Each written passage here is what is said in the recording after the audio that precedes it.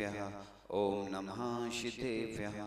नमो अरिहंताणं नमो सिद्धाणं नमो ऐरियाणं नमो वच्छायाणं नमो लोये सबसाहुणं।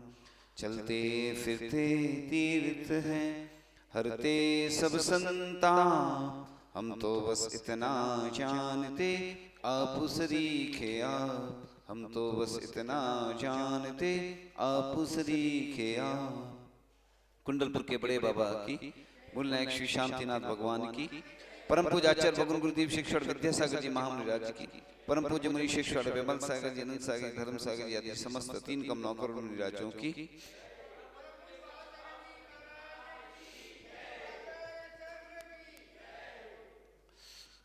एक गांव में 2 व्यक्ति रहते थे और दोनों भाई थे। दोनों में झगड़ा चल रहा था।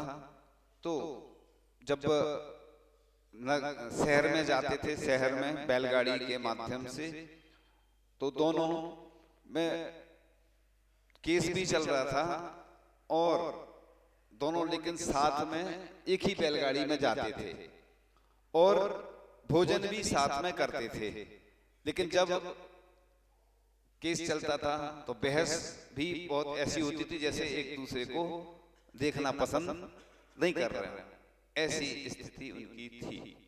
आज समाज में बहुत सारी, पूरे देश में ऐसी स्थितियां चल रही हैं, जबकि सरकार हमारे पक्ष में काम नहीं कर रही है। लेकिन कई बार जो दरार होती ना, उसके कारण से वो हम एकता के साथ वह काम नहीं कर पाते, लोग बढ़ जाते हैं। पहले समाज में, फिर परिवार में, फिर उसमें भी और दरार आती जाती है। पहले हम दीवारों के बीच में रहते थे, आज हमारे बीच में दीवारें हैं। तो इसका कारण क्या है? क्योंकि जब तक समाज के लोग एक नहीं होंगे तब तक वह संगठन नहीं बनता। जो समूह में रहता है वह संगठन बनाकर रहता है, सुख दुख में शरीक होता है। आज भी भारत में एक परंपरा है, कोई बीमार हो जाता है तो लोग देखने पहुंच जाते हैं। किसी के यहाँ कोई मरण हो जाता है तो त्योहार वगैरह पे वो जाते हैं ना, वर्ष भर 1 साल तक उसके यहाँ रिश्तेदार परिचित लोग बैठने जाते हैं। लेकिन पश्चिमी सभ्यता में, विदेशों में ये परंपरा नहीं है। उधर कोई ऐसे बैठने नहीं जाता, बस हो सकता फोन वगैरह से जानकारी ले लेते होंगे, ऑनलाइन हो जाता है। स्थितियां बदलती जा रही हैं। पहले 12 दिन के बाद 13वें दिन 13वीं होती थी। अब लोग इतने व्यस्त हो गए हैं, बिजनेस में, विदेश में रह रहे हैं, लड़के बच्चे सब सर्विस कर रहे हैं, बार बार आने का समय नहीं है, तो इसलिए तीसरे दिन सब निपटा देते हैं। सब चीजें शॉर्ट में होती जा रही हैं। लोग पहले अपनी जो भी बहू आदि, बहन आदि, उसको लेने जाते थे, है ना, जाते थे लेने। अब तो वो खत्म होता जा रहा है सिस्टम, वहां से बैठा देते हैं, रिसीव कर लेते हैं, है ना। तो धीरे धीरे सब खत्म होता जा रहा है। तो अपने लिए जो जीते हैं, अपने लिए तो सभी जीते हैं, लेकिन अपने साथ साथ जो दूसरों की सुख सुविधा का ख्याल रखते हैं, उनके लिए जीते हैं, वे सामाजिक प्राणी कहलाते हैं। तो जो हमसे गुणों में अधिक है उनको देखकर हमारे चेहरे खिल जाना चाहिए। आज लोग बढ़ते चले जा रहे हैं, कोई मंदिरों में बढ़ जाते, कॉलोनी बढ़ जाती, और भी अन्य तरीके से बढ़ते चले जा रहे हैं। इसलिए अपन को ऐसे सौहार्द बना के रखना, शांति बना के रखना, हिल मिल के रहना। देखो, कोई आपका पैसा तो मांग नहीं रहा कि आप हमें हिस्सा दे दो अपना, आप दुकान दे दो, हमें मकान दे दो, लेकिन मिलकर तो हम रह सकते हैं। हाँ, किसी में किसी बात को लेकर कोई हो जाती है थोड़ी, इसलिए तो क्षमावाणी क्यों आती है बताओ? क्षमावाणी का ये प्रचलन शास्त्रों में नहीं लिखा, क्षमावाणी कहीं शास्त्रों में क्षमावाणी लिखी नहीं है। हाँ, धर्म लिखा है। ये तो अपन इसलिए मनाने लगे, परंपरा चली आ रही, लोगों में कसाय रहती, तो 1 साल में क्षमा मांग लेते। वैसे तो पर्युषण 10 लक्षण पर्व साल में कितने बार आते हैं? 3 बार आते हैं। इसलिए 3 बार तो क्षमावाणी मनाना ही चाहिए अपन को। अब पक्ष में मुनिराज देखो, प्रतिदिन 3 बार प्रतिक्रमण करते हैं मुनिराज। क्यों करते? लोग कहते कि महाराज जी को क्या इतने दोष हो जाते कि प्रतिक्रमण करने की आवश्यकता नहीं है, लेकिन पल पल मन के द्वारा, वचन के द्वारा, काय के द्वारा कई त्रुटियां हो जाती हैं, चलने में, उठने में, बैठने में, आहार करने में। तो महाराज जी भी 3 बार प्रतिक्रमण करते, उसके बाद पक्ष में करते, यानी चतुर्दशी के चतुर्दशी करते पक्ष में। इसलिए आपको भी प्रतिदिन क्षमा मांगना चाहिए। सबसे अच्छा सूत्र है ओम नमः, सबसे क्षमा, सबको क्षमा, सुखी रहे सभी आत्मा, सभी बने परमात्मा। ये नैनो प्रतिक्रमण है, छोटा सा। 3 बार तो अपन ऐसा भावना भा सकते, नहीं तो 1 बार। इसी प्रकार से फिर महाराज जी करते हैं छोटे का जमाना है, नैनो टेक्नोलॉजी चलती है, तो शॉर्ट एंड स्वीट नहीं। प्रतिक्रमण जो करते हैं प्रतिमाधारी, वो तो बड़ा है ही, लेकिन सामान्य आदमी के लिए बोला जा रहा। अब इंग्लिश में बोलते आई एम सॉरी, किसी को चांटा मार दो, आई एम सॉरी बोल दो, गलती हो गई बस। इंग्लिश में तो और सस्ता है, आई एम सॉरी बोल दो, कुछ भी करते रहो। लेकिन पश्चिमी सभ्यता में ऐसा हो सकता है, भारतीय संस्कृति में जब संलेखना आदि होती है तो क्षमा मांगी जाती है सब जीवों से। क्यों मांगी जाती? घर के, परिवार के, आपने दीक्षा में देखा होगा क्षमा मांगते ना सबसे। क्यों मांगते? क्योंकि अब घर में रहे, परिवार में रहे तो क्या होता है, कई बार कहा सुनी हो जाती, विकल्प हो जाते घर में, परिवार में, पत्नी से, बच्चों से, रिश्तेदारों से, जो भी पड़ोस, आस पड़ोस, सबसे। इसलिए दीक्षा लेने से पहले सबसे क्षमा मांग लो भैया, क्योंकि अब हमें वो छोड़ना है जो हमने कसाय रखी थी उनके प्रति। इसलिए मांगते भी हैं और करते भी हैं क्षमा। क्षमा मांगना भी है और क्षमा करना भी। तो इसलिए इससे क्या होता है कि हल्कापन आ जाता है। अब देखना, किसी से आप क्षमा मांग लोगे, जब तक क्षमा नहीं मांगोगे तो आपके मन में विकल्प बना रहेगा, और क्षमा मांग लो तो हल्कापन आ जाता है, उसको भी आ जाता है और अपन को भी आ जाता है। इसलिए कसाय संलेखना कही है, शरीर को तो क्रश करते ही है संलेखना में, लेकिन कसायों को भी क्रश करना, ये सबसे बड़ी संलेखना यही होती है, समाधि जब होती है। इसी प्रकार से दीक्षा के पूर्व होती है। तो अपन किसी से भी कुछ हो जाए, आजकल क्या होता है ना, वो पहले चलता था ना, कार्ड डालते थे ना क्षमा बाणी, फिर SMS का जमाना आ गया, व्हाट्सएप पे वीडियो कॉन्फ्रेंस भी कर लेते आजकल, है ना, वीडियो कॉलिंग कर ली, संदेश भेज देते सबको के सबसे हमने क्षमा मांग ली। लेकिन जिनसे कुछ होता है तो उनसे क्षमा नहीं मांगते, कसाय रखे रहते अंदर, परिवार में, समाज में दिखते हैं। ऐसे कई लोग आते हैं, कहते हैं महाराज जी हम तो उनसे क्षमा मांगते, वो नहीं मांगते। तो आपने मांग ली, वन साइड हो गई, मतलब आपको अब दोष नहीं लगेगा। उस वो करे क्षमा चाहे नहीं करे, आपने अगर अंदर से, हृदय से क्षमा मांग ली। तो चर्चा चल रही थी कि धर्म कोई व्यापार नहीं है, कोई मेरी सहायता करे तो मैं उसकी सहायता करूं, इस प्रकार की भावना जब हमारे चित्त में उदित होती है, तब वहां धर्म ना रहकर व्यापार हो जाता है। आजकल ऐसे होता ना, गिफ्ट का जमाना है, आजकल गिफ्ट देते ना आप तो बदले में मिल जाती। अब धीरे धीरे विदेशों में ये संस्कृति आ गई है कि तुम तो पैसा भेजो, हमें जो गिफ्ट खरीदना खरीद लेंगे, क्योंकि लोग गिफ्ट उनके मनपसंद की नहीं थी, स्थितियां खराब होती जा रही हैं। आजकल पहले डॉक्टरों के लिए कंपनियां देती थी गिफ्ट, अब वो कहते हैं इतना सारा कबाड़ खाना हम क्या करेंगे जोड़ के, हमें तो पैसे काम में आएंगे। मतलब अब धीरे धीरे जमाना बदलता जा रहा है, स्थितियां बदलती जा रही हैं। यानी जैसे यहाँ पे शास्त्र अर्पण करते हैं ना आप लोग, तो वही उठा के दे देते हैं। लोग पूछते हैं शास्त्र दान है, तो व्यवस्था है, श्रीफल से अच्छे शास्त्र दान है। श्रीफल में तो मंदिर का खर्च होता है, शास्त्र दान में तो कुछ भी नहीं होता, लेकिन लोगों को बहुमान भी रहता है कि शास्त्र अर्पण किया गया, शास्त्र दान तो है। तो ये व्यवस्थाएं रहती हैं जैसे मंदिर की चलती हैं। तो आगे चर्चा चल रही थी कि जब वाल्मीकि रामायण में एक उदाहरण बहुत अच्छा आता है कि जब राजा राम जो है ना, मर्यादा पुरुषोत्तम राम कहलाते थे, जब वहां से लौटकर आए हुए तो बात आई सम्मान की, है ना, सम्मान होना था। तो पूरी सूची बनाई गई कि क्रम से सबको बुलाया जाएगा सम्मान के लिए।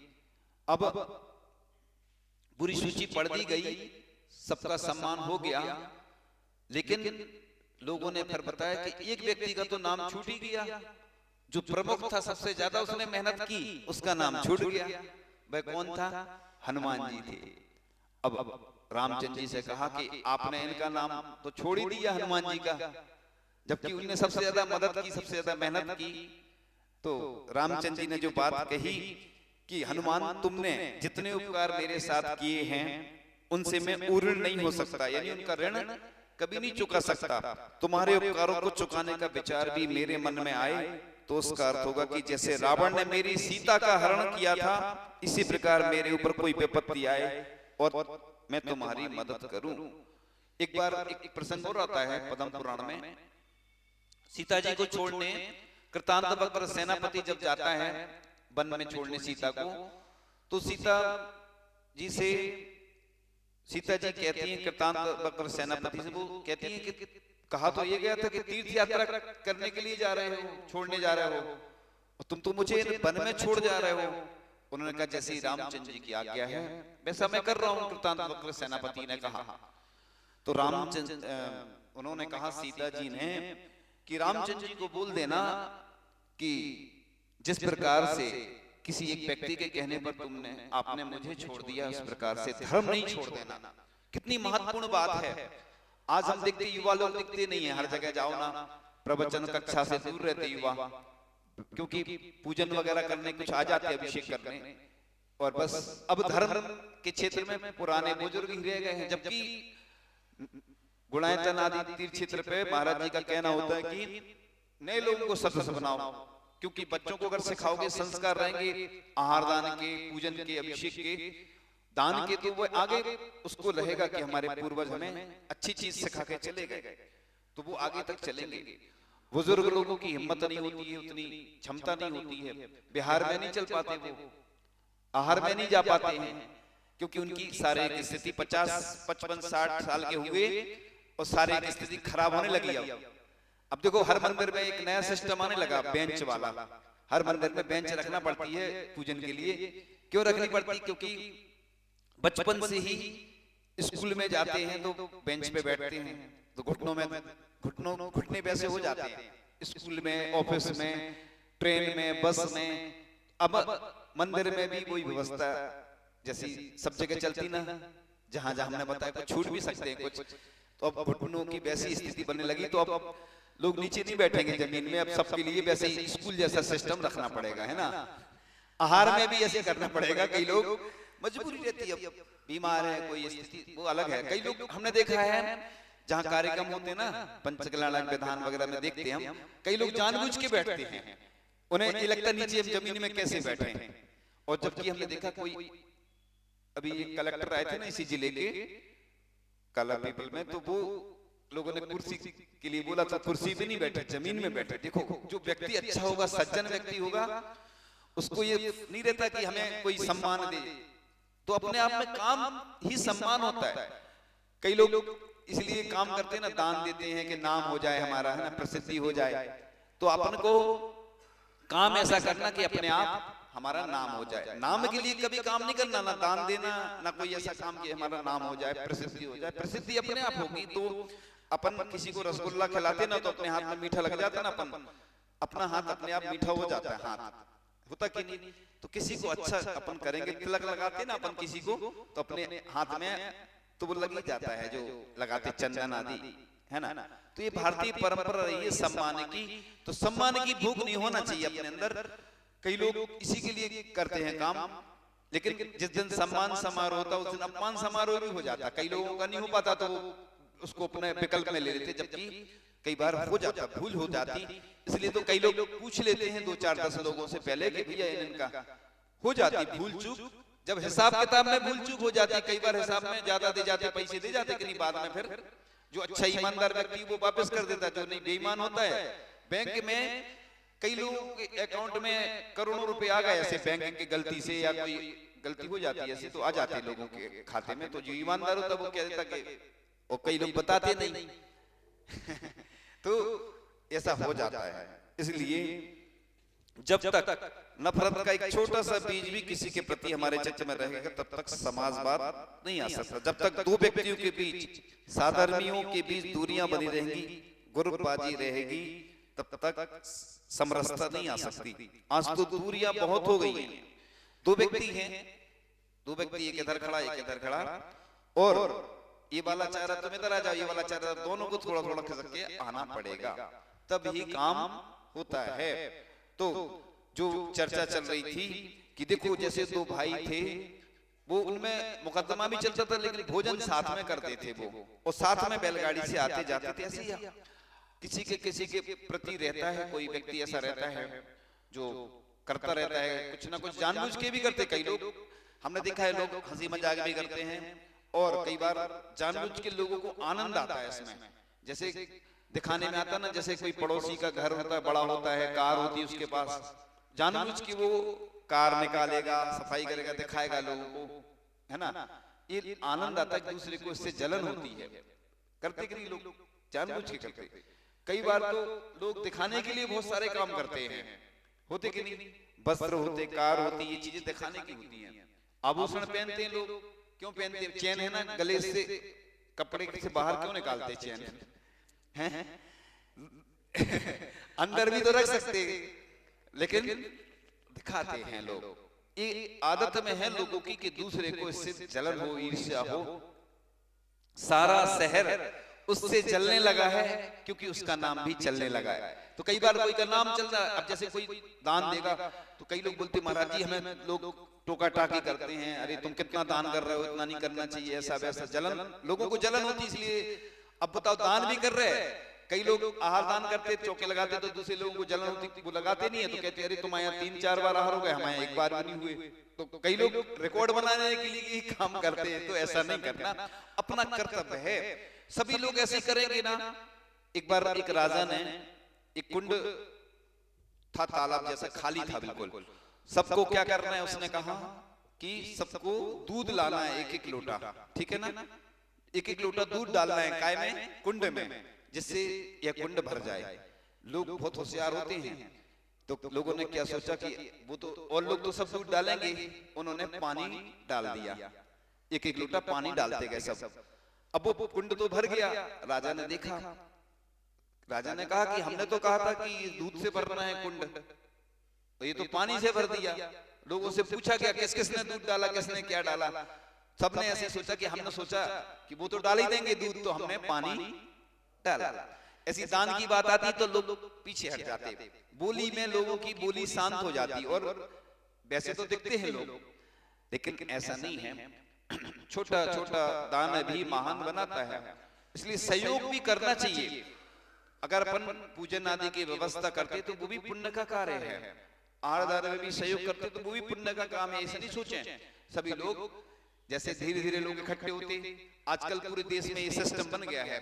पहले मंच पे साधु आते हैं, फिर श्रावक आते हैं।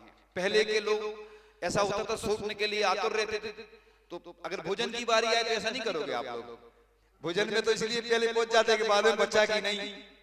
लेकिन इधर अब कोई आपसे कहेगा नहीं कि भैया तुम लेट क्यों आए, ये समस्या है।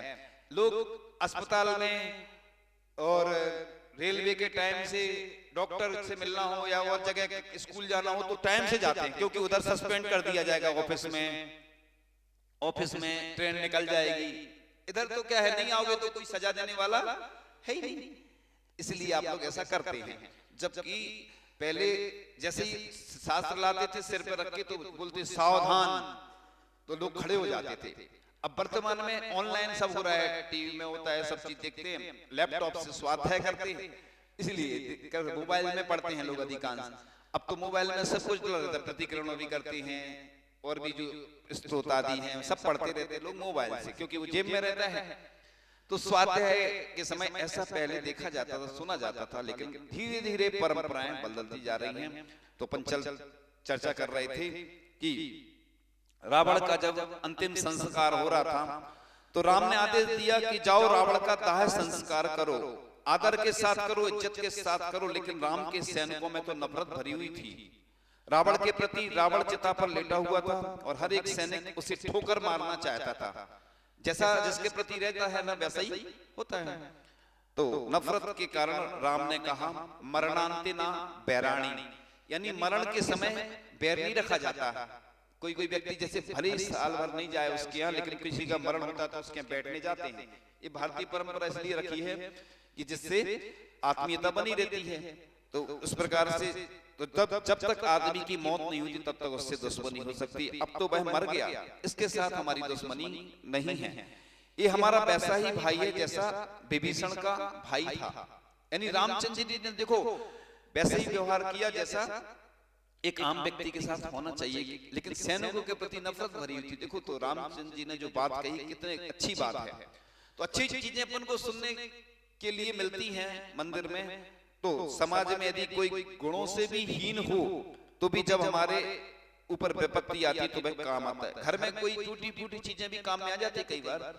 इसलिए समाज में देखो कोई गरीब भी रहता है, कोई अमीर रहता है, किसी के पास धन आता है तो वो अकड़ के चलने लगता है। दौलत की दो लात, दौलत जब आती है तो व्यक्ति अकड़ के चलने लगता है, और दौलत जब जाती है तो पीठ पे लगाती तो झुक जाती है कमर। दौलत यानी दो लात, उसकी कितनी होती है दौलत की?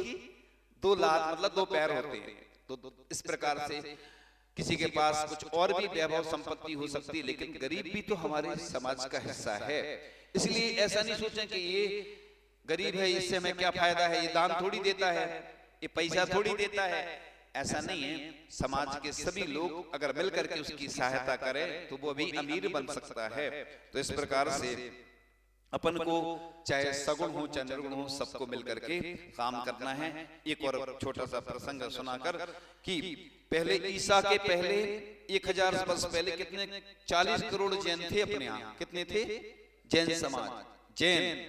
और 500-600 में ईसा में 25 करोड़ जैन थे। फिर ईस्वी 815 में सम्राट अमोघ वर्ष के काल में 20 करोड़ जैन थे। और 1173 में ईस्वी में कुमारपाल के समय 12 करोड़ जैन थे। और 1556 में ईस्वी में अकबर के समय कितने थे? 4 करोड़ जैन थे। अब कितने बचे? 45 लाख। जो आंकड़ों के अनुसार कम ज्यादा हो सकते हैं, 45 लाख से अधिक जितने भी हों। अब बताओ 45 लाख जैन बच्चे, ऐसी स्थितियां रहेंगी तो कैसे हमारा देश, समाज, परिवार चलेगा? इसलिए आचार्य जी ने एक बार चंद्रगिरी में बोला था 3 संतान होना चाहिए, एक देश के लिए, एक समाज के लिए, एक अपने लिए। क्योंकि ऐसे ही संख्या घटती गई तो बस मंदिर ही रह जाएंगे, पूजन करने वाले बचेंगे नहीं। अब वैसी स्थिति भी चली रही है, युवा वर्ग कहाँ आता है बताओ। इधर तो फिर भी अच्छा है, सुबह से हमने देखा इधर पहला नगर अभी देखा बहुत दिनों बाद के ठंडे में भी लोग सुबह से गंदोदक लेके आ जाते हैं।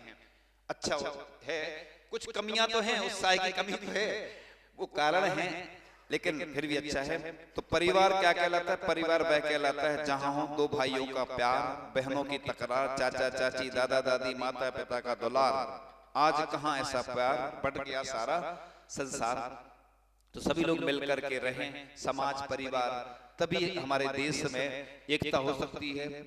सब मिल के रहेंगे, हम दूसरों से लड़ने में तभी सक्षम होते हैं जब हम खुद एक साथ मिलकर रहेंगे। आप समाज के लोग उत्साह के साथ रहें, उत्साह के साथ कार्य करें, तभी एक जिन शासन की प्रभावना हो सकती है। पंचम काल के अंत तक मुनि आर्य श्रावक श्राविका रह करके यह कार्य कर सकते। इन्हीं भावनाओं के साथ परम पूजाचार्य भगवान गुरुदेव शिक्षण विद्यासागर जी महामंडराज की